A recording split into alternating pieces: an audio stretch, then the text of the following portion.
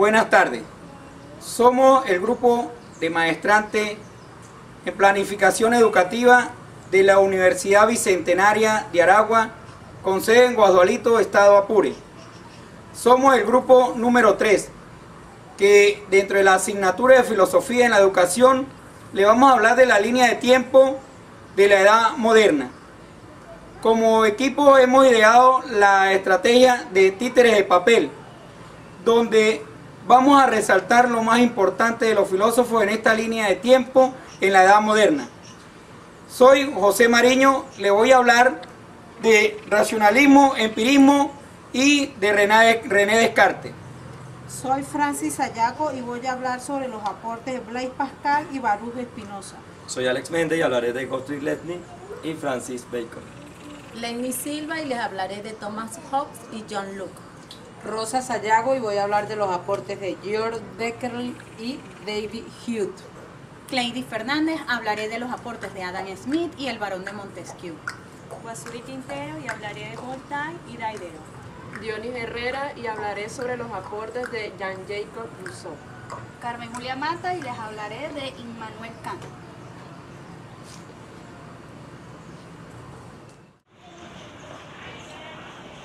Edad moderna. El mayor evento en la Europa moderna será la Guerra de los 30 años. Se inicia en 1618 y culmina en 1648.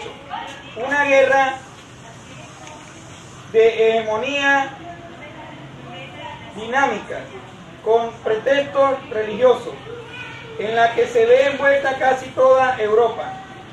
Tras esta guerra viene el apogeo francés de Luis XIV, que durará hasta principios del siglo XVIII. La República Holandesa es la primera potencia mercantil, un oasis de libertad y tolerancia. Ubicación cronológica de la Edad Moderna. Data del siglo XV al siglo XVIII después de Cristo.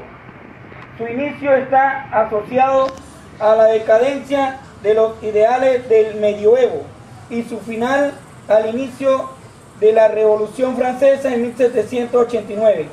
También se toma la caída de la ciudad de Constantinopla en 1453. Los hechos más resaltantes se encuentran: surgimiento del Renacimiento, los movimientos religiosos de la Reforma y Contrarreforma, los viajes de exploración, la formación de los imperios español, inglés, francés, portugués y holandés, aparición de las doctrinas económicas del capitalismo, mercantilismo, fisiocratismo y liberalismo económico. El problema central de la filosofía moderna es el del conocimiento, y dentro de ella es preciso distinguir dos corrientes: racionalismo y empirismo. Racionalismo se da en el continente europeo durante el siglo XVII. Para ello, la fuente del conocimiento es la razón. Racionalismo, del latín ratio, razón, sistema del pensamiento que acentúa el papel de la razón en la adquisición del conocimiento. Límites del conocimiento en el racionalismo. Las verdades fundadas en la razón son necesarias, universales, válidas para cualquier ser racional. La razón puede alcanzar un conocimiento válido acerca de la totalidad de la realidad, Dios, alma y mundo. Independientemente de la experiencia, la metafísica pasa a ser un saber fundamental que proporciona los fundamentos al resto de los saberes. Las características del racionalismo son ideas innatas, razón humana, metodología matemática, mecanismo, determinismo. Empirismo. Se da en Inglaterra durante los siglos XVII y XVIII. Para ello, la fuente y los límites del conocimiento están en la experiencia. Empirismo, del griego eutepía, enfatiza el papel de la experiencia ligada a la percepción sensorial en la formación del conocimiento. Límite del conocimiento en el empirismo. La experiencia no solo es el origen del conocimiento, sino también su límite. Esta limitación es doble en cuanto a su extensión. No podemos ir más allá de lo que permita conocer nuestra experiencia. En cuanto a su certeza, solo podemos estar ciertos acerca de lo que cae dentro de los límites de la experiencia. Las características del empirismo: experiencia, ideas adquiridas, razón dependiente y limitada, inductismo, asociacionista, pragmática, utilitario, atomista, mecanicista, determinista. Soy René Descartes. Nací el 31 de marzo de 1596 en La Haye, en Touraine, cerca de Poitiers. Soy el tercer hijo del jurista Joachim Descartes y de Juan Brocher. En 1616 cuento con los grados de bachiller y licenciado en Derecho de la Universidad de Poitiers. Mis obras: soy conocido generalmente como el padre de la filosofía moderna. Se me reconoce como uno de los fundadores de la geometría analítica.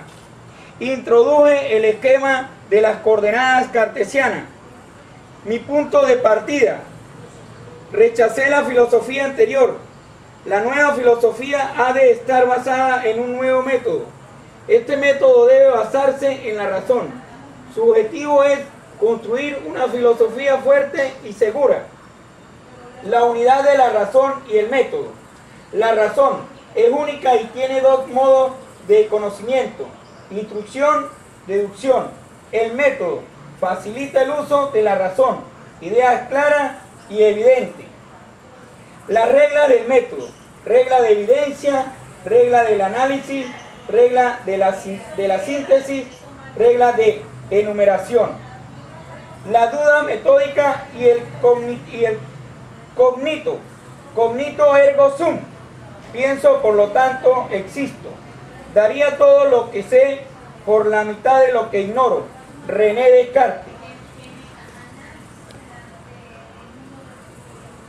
Soy Blaise Pascal. Fui matemático, físico, filósofo, teólogo. Mis contribuciones a la matemática y a la historia natural incluyen el diseño y la construcción de la calculadora mecánica y aporte a la teoría de la probabilidad, investigación sobre los fluidos. Formulé la teoría matemática de la probabilidad fundamental en estadísticas matemáticas y en los cálculos de la física teórica moderna. Otra de mis contribuciones es la deducción del llamado principio de Pascal, donde se establecen que los líquidos transmiten presiones con la misma intensidad en todas las direcciones. Fomenté estudios en geometría, hidrodinámica e hidrostática y presión atmosférica. Fui considerado el genio del pensamiento sensible y del corazón razonable. Represento la conjunción de los máximos logros del pensamiento científico, de la construcción mística y del modo de amar del siglo XVII. Adoro amar y domino la precisión matemática, la objetividad de los fenómenos y desarrollar un pensamiento analítico e introspectivo y místico, donde se puede ver una continuidad con la meditación cartesiana. Dentro de mis trabajos en filosofía se encuentran los pensos, colección de pensamientos personales del sufrimiento humano y la fe en Dios. Si Dios no existe, uno no pierde nada al creer en Él, mientras que si existe, uno pierde todo por no creer. Mi pensamiento puede ubicarse dentro de la concepción esencialista dualista, dentro del racionalismo antropológico, porque considero, al igual que el hombre, se compone del cuerpo y alma. Señalo que el hombre conoce el universo a través del pensamiento, al igual que lo hace con otras facultades como el corazón. También considero que el hombre es un ser de contradicciones, grandioso y miserable a la vez. Para mí la esencia del hombre es un pensamiento y es lo que hace grande y único. La verdadera sabiduría del hombre está en asumirse como un ser contradictorio, en conocer las propias grandezas y también la miseria.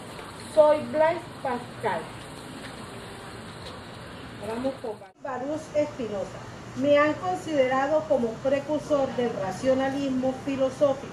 Identifico a Dios con el universo, donde el pensamiento gira en torno a la cuestión de la unidad y la multiplicidad. El problema de la identidad y de la diferencia y su explicación causal. El conocimiento de los principios determinantes y rectores del mundo no puede adquirirse a través de la experiencia, sino por el puro proceder de la mente según sus propias leyes. Conozco las cosas cuando conozco su génesis, de la misma manera que las matemáticas y la geometría generan su objeto, es decir, su génesis, desde el interior del entendimiento mismo, independiente de lo empírico y de la temporalidad. Mi filosofía toma como modelo el proceder deductivo y a priori de las matemáticas, basándome en la suposición del orden de la conexión de las ideas, es lo mismo que el orden de la conexión de las cosas. El orden causal que rige los conocimientos es idéntico al orden que el entendimiento sigue cuando opera con las ideas, es decir, cuando construye a priori o independientemente de la experiencia su objeto, tal y como lo hacen las matemáticas y la geometría. Postulo un monismo metafísico, únicamente existe una sustancia y solo una, aquello que es en sí y se concibe por sí. Afirmo que la realidad es una y la misma, pero cerrada desde perspectivas diversas, desde distintos puntos de vista, según nos atengamos a los atributos del pensamiento o de la extensión. Lo que cambia no son las cosas, sino nuestra mirada sobre ellas. Así el hombre puede ser considerado como cuerpo, es decir, la extensión, o como alma, el pensamiento, pero ambos son la misma cosa. El problema del dualismo cartesiano y de la interacción entre el alma y el cuerpo es, por lo tanto, un falso problema. Hablo de las pasiones en un sentido muy especial. La pasión no es activa, al contrario, somos pasivos ante ella y nos hace comportarnos de acuerdo con ella. Mientras más nos dejamos llevar por las pasiones, menos control de nosotros mismos tendremos. Dios es libre porque es absolutamente determinado y necesario. Un afecto o pasión no se puede dominar más que el otro afecto. La razón es inútil ante las pasiones. El control de los afectos no se basa en una voluntad que quiera dominarlos, sino en un conocimiento profundo de ellos. Nada ocurre en la naturaleza que se pueda considerar como error, porque la naturaleza es siempre la misma en su eficiencia y poder de acción. Estas son las leyes de la naturaleza y sus reglas, por las cuales todo ocurre y cambia de una forma a otra, son generales y universales, de tal manera que debe haber un solo método de entender la naturaleza de todas las cosas, o sea, a través de las leyes y de las reglas universales. Soy Baruch Spinoza. Soy Wilhelm Letti, instructor de la noción de la filosofía perenne. Mientras que la mayoría de mis contemporáneos veían la historia de la filosofía como un cúmulo de afirmaciones o tesis improbables que se negaban unas a otras, yo la consideré como un proceso progresivo en el que se integran gradual y lentamente todos los descubrimientos del espíritu humano. Intenté durante toda mi vida lograr una efectiva organización del saber universal, pretendiendo mejorar la inteligencia y la propia existencia de la humanidad. Desde esta perspectiva, planteé la necesidad de establecer una nueva ciencia, a la que denominé Metaphysics Universalis. Esta debería incluir todas las verdades simples y elementales, distribuidas a la manera de un alfabeto. A partir de esta obra podría elaborarse lo más complicado lenguaje científico. Desde las ideas claras e independientes se alcanzarían las verdades superiores y complejas. Para reforzar esta ciencia nueva, propuse la construcción de un idioma universal, tipificado por una absoluta precisión científica. En resumen, pensé en una gran enciclopedia de las ciencias y de las artes, así como la fundación de una academia científica que divulgara el saber y facilitara la renovación de la ciencia. Contribuí al progreso de las matemáticas con un descubrimiento decisivo, el cálculo infinitesimal. Poco tiempo antes, e independientemente, Newton había realizado el mismo descubrimiento. Entre mis obras cabe destacar ensayos de Teodicea, la monodalogía y nuevos ensayos sobre el entendimiento humano. Soy Wilhelm Lette.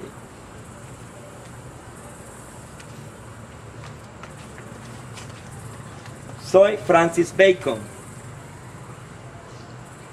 Nací en Londres. Estudié Derecho en la Universidad de Cambridge. Fui diputado en el Parlamento. Llegué a ser Lord Canciller y ostenté el título honorífico de Barón de Veralun. En 1621 fui acusado de cohecho y prevaricación, encarcelado en la Torre de Londres. Fui indultado muy pronto por el rey. Se me inhabilitó para desempeñar cargos públicos, por lo que me retiré a la vida privada y consagré los últimos años de mi vida a la filosofía y a la ciencia. Concebí una obra filosófica como un ambicioso proyecto de síntesis total del conocimiento humano, un gran libro enciclopédico cuyo título tenía el nombre La Gran Instauración de las Ciencias. Esta obra contiene solo el proyecto general de lo que pretendía ser, además de un extenso prefacio y el segundo libro expuesto en forma de aforismo con el título de Novum Organum, en clara alusión a Aristóteles. Dejé además publicados algunos ensayos a la utopía de carácter científico, titulada Nueva Atlántida, en la que se profetizan numerosos inventos. Soy Francis Bacon. Soy Thomas Hobbes. Nací en Wexford, Inglaterra, el 5 de abril de 1588. Estudié en la Universidad de Oxford. Mi filosofía defiende la teoría del absolutismo como forma de gobierno. Para mí, el hombre es un ser natural. Tanto su mente como su cuerpo son susceptibles de una explicación mecánica, en otras palabras, que ninguna idea es innata. Es que la razón es el único medio para entender el mundo, su realidad a través de los sentidos y estímulos materiales. En mi filosofía, la razón es la única forma de unir el universo a la cultura y a la naturaleza, lo que explica que las personas que razonan son las que podían entender el mundo. Thomas Hobbes.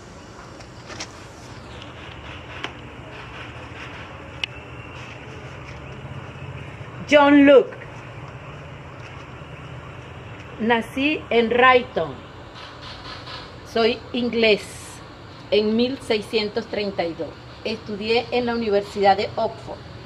Yo planteo la teoría del conocimiento en mi ensayo sobre el entendimiento humano, en 1690. Yo me centro en la posibilidad del conocimiento. Me opongo a todos aquellos pensadores que suponían la existencia de principios o ideas innatas en la mente humana. Les daré un ejemplo. Supóngase que la mente sea una hoja en blanco, limpio, de toda instrucción.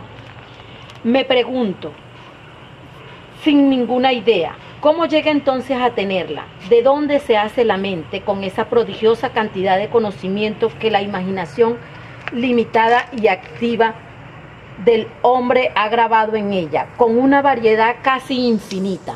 ¿De dónde se extrae todo ese material? ¿De la razón y del conocimiento? A todas esas preguntas contesto con una sola palabra: de la experiencia. Tanto las ideas teóricas, principios de identidad, de no contradicción, como las prácticas, normas y códigos morales, y las religiosas, Dios y alma, todas son aprendidas y nadie nace con ellas. John Locke. Soy George Beckerley. Nací en Irlanda en 1685. Seguí desde un principio el inmaterialismo. Soy un filósofo irlandés, también conocido como el obispo Beckerley. Mi principal logro fue el desarrollo de la filosofía conocida como el idealismo subjetivo, resumido en la frase ser es ser percibido. En esta teoría propongo que los seres humanos solo pueden conocer directamente sensaciones e ideas de objetos, pero no abstracciones como la materia. Esta teoría también es conocida como inmaterialismo y fue publicada en mi obra más conocida, el Tratado sobre los Principios del Conocimiento Humano. Para el inmaterialismo no existe la realidad de las sustancias materiales. Yo creo que el inmaterialismo puede ser una gran prueba de la existencia de Dios, por lo que quiero disminuir la creencia del materialismo y aumentar la creencia en Dios. Creo que las percepciones de nuestro mundo es el discurso que Dios mantiene con los hombres y que la vida religiosa es la conversación que mantiene Dios y el hombre. También creo que la materia es una sensación que viene de la percepción. El mundo es solo una realidad psicológica y espiritual. El sistema filosófico que postulo elimina cualquier posibilidad de algún mundo material. Cabe destacar que mi filosofía se basa en el inmaterialismo llevado al extremo. Como producto de ello, tengo que redefinir el concepto de causa. Así, considero que las causas físicas no eran verdaderas causas, sino únicamente signos que la ciencia debía interpretar para asegurar la supervivencia. Mi teoría filosófica es una respuesta al escepticismo y al ateísmo, por lo que afirmo que el escepticismo surge cuando la experiencia o las sensaciones se encuentran desligadas de los objetos, no dejando ningún camino posible para saber de ellos excepto a través de las ideas. Para poner fin a esta disociación, una persona tiene que reconocer que el ser de las cosas sensibles consiste solo en que son percibidas. Todo lo que es percibido es real. Por eso las únicas cosas cuya existencia se pueden conocer son aquellas que se pueden percibir. Insisto, es que las cosas sí tienen una existencia fuera de la mente humana, pues las personas no pueden controlar las ideas que tienen. Debe haber una mente en la que existan todas las ideas, un omnipresente espíritu infinito que lo percibe todo. Mi sistema filosófico elimina cualquier posibilidad de conocimiento de un mundo externo material. Escribí numerosas obras, entre las que se pueden destacar el Tratado sobre los Principios del Conocimiento Humano, El amante de la mente y El analista. Soy George Beckerley. Soy David Hume. Nací en Edimburgo en 1711. Soy filósofo, economista e historiador escocés y constituyo una de las figuras más importantes de la filosofía occidental y de la Ilustración escocesa. Los historiadores consideran mi filosofía como una profundización en el escepticismo, aunque esta visión ha sido discutida, argumentando que el naturalismo tiene un peso comparable en su pensamiento. Estuve fuertemente influenciado por el empirista John Locke y George Beckerley. Mi filosofía ha pasado a ser la más importante entre los empiristas. Esto se debe a que fui el que inspiré al gran filósofo Immanuel Kant. Mi familia quería que fuera abogado, pero yo sentí una resistencia infranqueable hacia todo lo que era filosofía y enseñanza. Mi aporte más importante en la filosofía es el tratado acerca de la naturaleza humana. Como empirista considero una obligación el ordenar todos los conceptos y pensamientos confusos que habían inventado todos aquellos hombres. Empiezo por constatar que el hombre tiene dos tipos diferentes de percepciones, que son impresiones e ideas. Con impresiones quiero decir la inmediata percepción de la realidad externa y con ideas quiero decir el recuerdo de una impresión. Ejemplo de esto es si te quemas con algo caliente, recibes una impresión inmediata. Más adelante puedes pensar en aquella vez que te quemaste. A esto es a lo que llamo idea.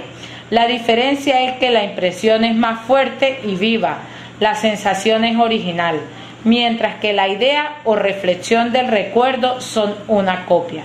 por lo que doy razón a Descartes en que es importante construir un razonamiento desde lo abajo.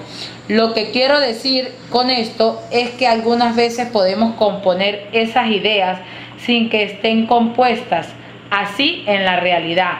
De este modo surge la idea y conceptos falsos que no se encuentran en la naturaleza. Mis principales obras son el Tratado de la Naturaleza Humana e Investigación sobre el Conocimiento Humano. Soy David Hume.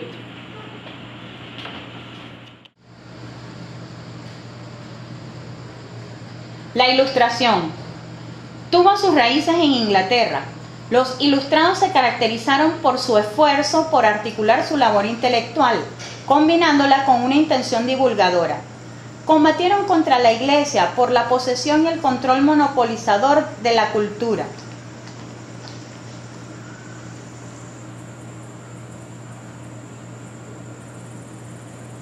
Charles Louis II, señor de la Brede y barón de Montesquieu. Soy un filósofo y jurista francés. Mis obras están desarrolladas en el contexto del movimiento intelectual y cultural conocido como la Ilustración. Soy uno de los filósofos y ensayistas ilustrados más relevantes por la articulación de la teoría de la separación de poderes en poder legislativo, poder ejecutivo y poder judicial. Esta separación se da por descontado en los debates modernos sobre los gobiernos y ha sido introducida en muchas constituciones en todo el mundo. Mi pensamiento está enmarcado dentro del espíritu crítico de la Ilustración francesa, patente en rasgos como la tolerancia religiosa, la aspiración de la libertad y la felicidad en sentido cívico. Mi pensamiento complejo me convierte en uno de los pensadores más influyentes en el seno de la historia de las doctrinas políticas. Describo la realidad según un método analítico y positivo. Soy considerado precursor del liberalismo. Otras de mis obras son Las Cartas Persas, publicadas en 1721, y El Espíritu de las Leyes, publicado en 1748. Esta última considerada mi obra magistral, en donde diversos aspectos de la actividad humana constituyen la estructura del gobierno a través de leyes referidas como por ejemplo a la educación, la administración de la justicia, al lujo, al matrimonio, entre otros. Mi nombre es el barón de Montesquieu. Adam Smith. Soy un economista y filósofo escocés, seguidor de Platón, Aristóteles y Sócrates. Muchos me llaman el padre de la economía moderna. En mi obra La riqueza de las naciones, publicado en 1776, hago un estudio científico acerca del proceso de creación y acumulación de la riqueza. La teoría clásica del comercio internacional tiene sus raíces en mis obras, ya que plantea la interacción entre comercio y crecimiento económico. Soy defensor del comercio internacional libre, sin trabas, para alcanzar y dinamizar el proceso de crecimiento económico basado en el principio de ventaja absoluta. Soy criticado por tener la idea de que la economía de mercado es una herramienta para alcanzar el bienestar social, mientras cada uno busca su propio interés. Admito que pensar en un mercado totalmente libre es una utopía. Algunos críticos señalan que considero al ser humano un individuo frío, egoísta, sin ninguna ética y solo preocupado por su propio interés material. Esto es una paradoja, ya que soy catedrático de filosofía moral en la Universidad de Glasgow. En mi libro Teoría de los Sentimientos Morales describo el sentimiento humano de la empatía y el interés personal.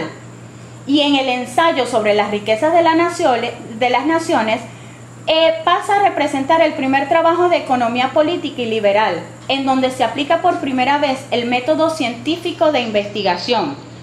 Este trabajo constituye el primer libro moderno de la economía y soy considerado el padre de la economía moderna y el gurú del egoísmo.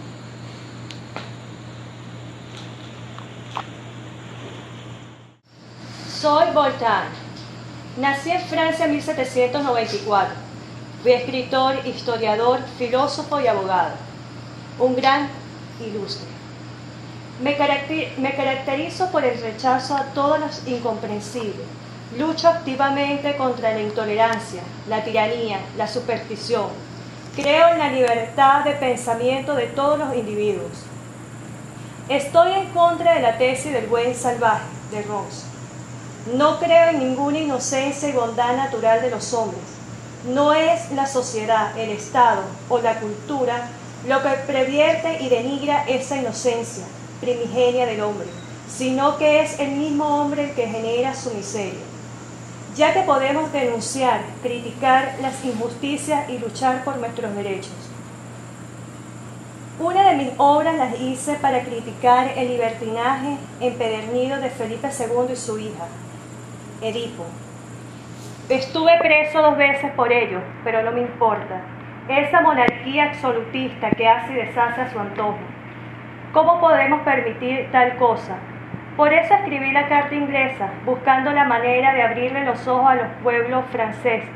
Todos debemos levantar nuestra voz por nuestros derechos, no a la monarquía absolutista, no al poder del clérigo. Soy Voltaire.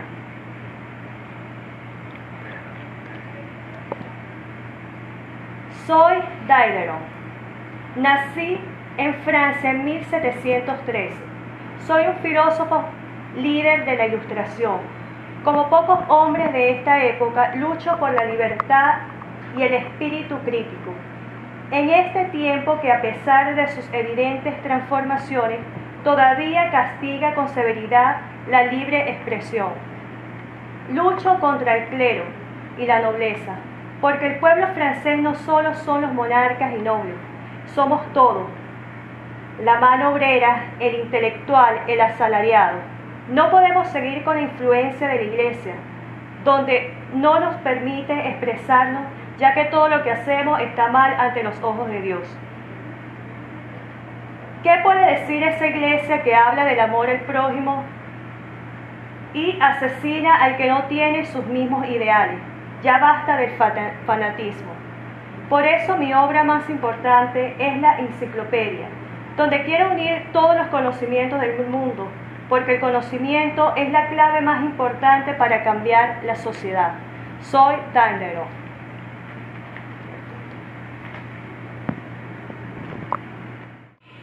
Soy Jean-Jacques Rousseau. Soy suizo. Nací en Ginebra el 28 de junio de 1712. Soy considerado como uno de los filósofos que da inicio de las grandes ideologías políticas de la era moderna, el liberalismo, aunque el término se comenzó a utilizar hasta el siglo XIX. Soy un filósofo del corazón, de la naturaleza, de la libertad y de la igualdad entre hombres. Propugno la liberación del individuo, la exaltación de la naturaleza y la actividad creadora, la rebelión contra el formulismo y la civilización. Pongo en tela de juicio la Ilustración, porque creo que el progreso de las artes y la ciencia ha hecho que la vida humana sea parte de su inocencia. Soy partidario de una educación natural. Me adhiero siempre a una concepción vitalista y optimista del hombre y la naturaleza. Mi pensamiento político se basa en la idea de la natural bondad del hombre, y eso me impulsó a criticar en repetidas ocasiones la desnaturalización, la injusticia y la opresión de la sociedad contemporánea. En mi obra, El contrato social, publicada en 1762, es considerada una de mis mejores obras por el mayor contenido pedagógico, y en ella propugno por un sistema político, educativo, moral y religioso. También soy considerado el padre de la democracia moderna, porque primero teorizo en beneficio del pueblo y la soberanía. En mi tesis, El hombre ha nacido libre y en todas partes se halla entre cadenas, argumento que el hombre es libre por naturaleza, ya que en la naturaleza nadie tiene autoridad sobre sus semejantes. Es la fuerza de unos y la cobardía de otros lo que hace posible que unos vivan como esclavos y otros como amos. Para mí, la libertad es individual con respecto a la sociedad y se realiza a través de la sociedad. La influencia de mis tesis en la posteridad de la humanidad ha sido incuestionable en la formulación de los derechos del hombre, de las revoluciones norteamericana y francesa. Son mis producciones, los hombres nacen y permanecen libres e iguales en derecho. Hoy los hombres en el mundo se dividen entre los demócratas y los antidemócratas. Para mí, lograr una mejor comprensión del mundo y de la vida debemos emplear la reflexión filosófica. Y la educación es la mejor alternativa de generar actitudes positivas para hacer frente a los innumerables retos que nos ofrece el mundo actual. La práctica de la educación debe estar en función de situaciones de fondo, en función de todo lo que forma conciencia, carácter, esencia en el hombre. Es la educación que como práctica filosófica encierra la libertad y la formación integral, puesto que en propuesta de la filosofía de la educación se podrá educar y preocuparse por una educación real. Recuerden, renunciar a la libertad es renunciar a la cualidad de hombres, a los derechos de humanidad e incluso a los deberes. Soy Jean-Jacob Rousseau. Soy Immanuel Kant. Soy de origen escocés. Nací en 1724. La temática en mis obras queda comprendida en un texto famoso de la crítica de la razón pura, todos los intereses de mi razón. Inicié la contraposición del realismo al idealismo. Con este sentido, son formas de realismo las proposiciones que reconocen la realidad autónoma de aquellos que los filósofos idealistas hacen depender del pensamiento, sea cual fuera su concepción del mismo. Mi filosofía significa un giro copernicano, una verdadera revolución. Para las otras filosofías, es nuestro conocimiento el que se adapta a la forma de los objetos. Para mí es lo contrario, son los objetos que se adaptan a la forma del conocer.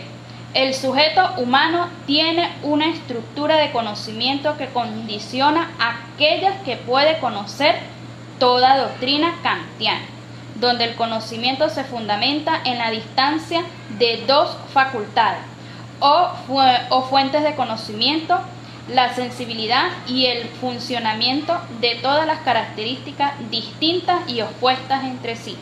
Para mí, la razón pura es el proceder empírico de la mente. Soy Immanuel Kant. Para finalizar, se puede asegurar que en la Edad Moderna hay una gran riqueza en cuanto a pensamientos filosóficos. También lo más evidente es la separación que hay de las ciencias, entre las ciencias y la filosofía, en el sentido de que a cada una de las ramas científicas se trabajó de manera más objetiva, siguiendo un método riguroso, lo que en la actualidad conocemos como la investigación científica propiamente dicha. También podemos hablar de los aportes de cada uno de estos pensadores y de estos filósofos que desde sus distintas áreas específicas han engrandecido la etapa histórica de la humanidad. Por último, podemos decir también que la Edad Moderna coincide con la época de emancipación, no solamente en Europa, sino que incluso en 1810 en América Latina. Gracias.